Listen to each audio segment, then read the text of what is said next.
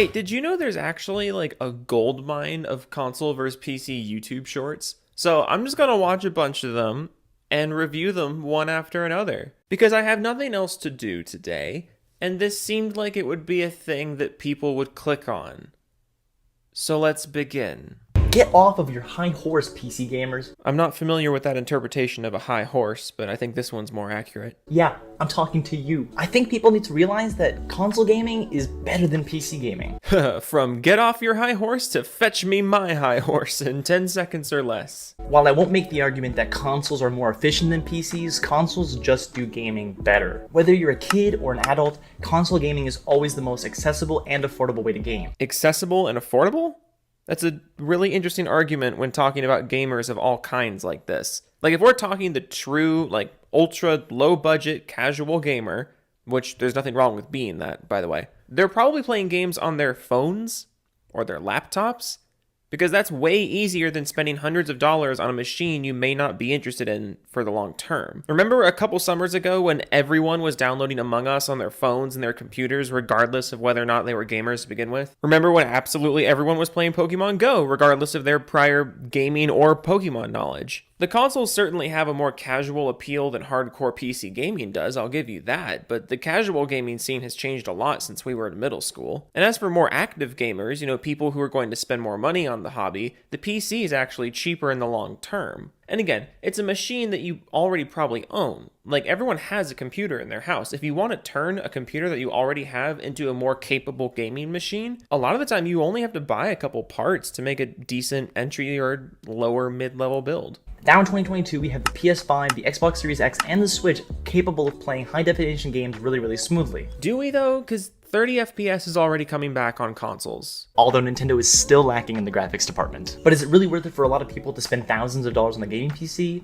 Not really. Who are you to tell somebody else whether or not they thought a purchase was worth it? Like, seriously, how do you say that and not notice that it could be equally applied right back to every single thing you've said? But are PCs versatile in the sense that you can use them for more than just gaming? Absolutely. But the problem is that our phones and our laptops are becoming more and more capable every day. So, cereal's getting a lot more elaborate these days too.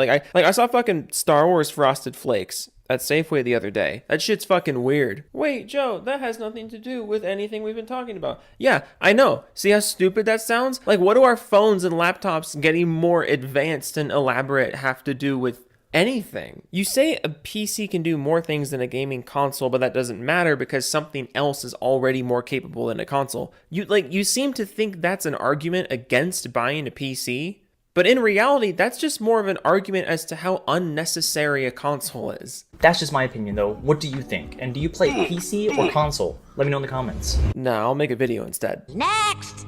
I'm stronger. I'm smarter. I'm better. I am better. Okay, yeah, that one's not too bad. Next! I feel bad for all the console players out there. They'll never understand how it feels to hit every shot without aim assist.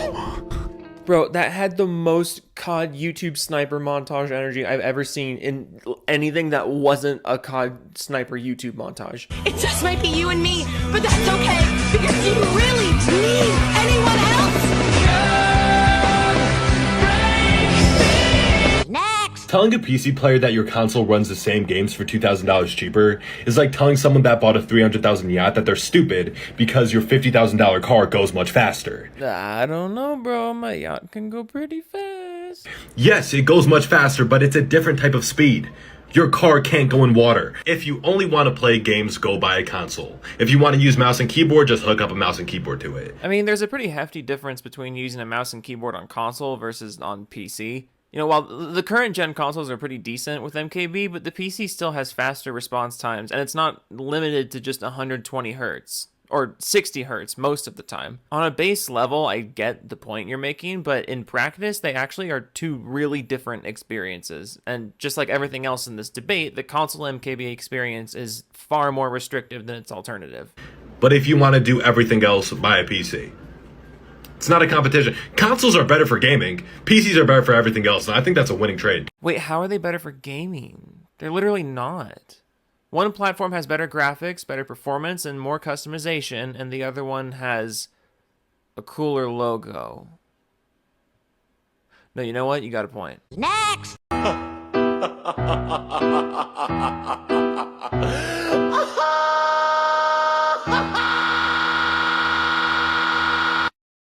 Okay, I can't explain why, but all I can do is put the organ from the Beauty and the Beast Christmas special right next to him and leave it there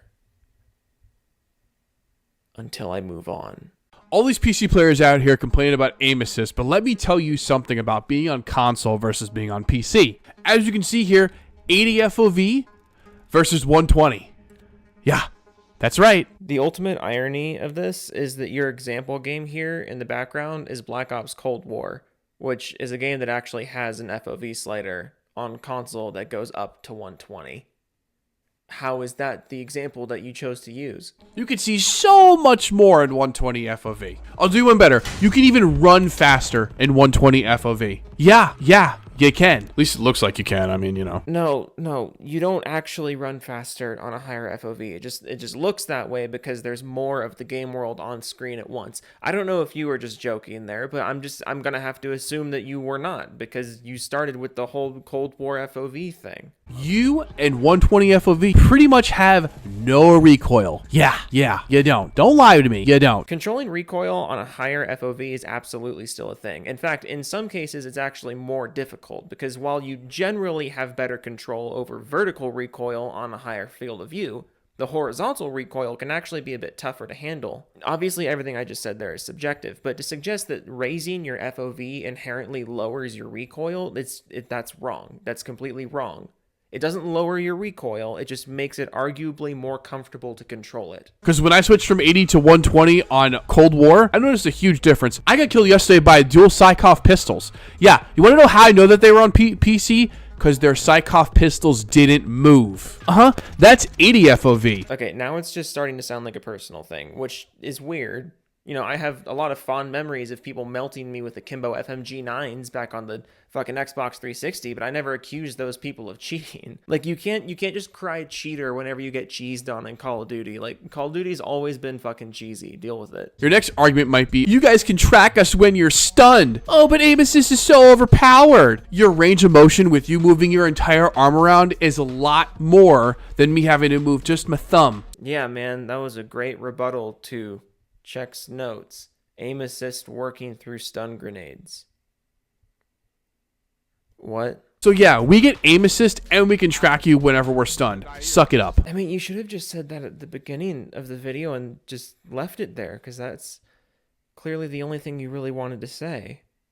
Like, you're allowed to be a bitch on YouTube, but just the 54-second preamble to it was a little weird. Next! Would you rather game on PC or console? That's the whole fucking video. That's the whole fucking video. That can't be the whole fucking video. Would you rather game on PC or console? Thanks for watching. Comment down below. Bro, fuck that. You could at least put some effort into this. I clicked on a video, not a fucking text-to-speech. Like, you have to have better content than this. Let's check another one of your videos. Who's the better player, Stephen Curry or Kevin Durant? Are you fucking kidding me? Who's better, Josh Allen or Lamar Jackson? I'm done for today. I'm done for today. Toodles.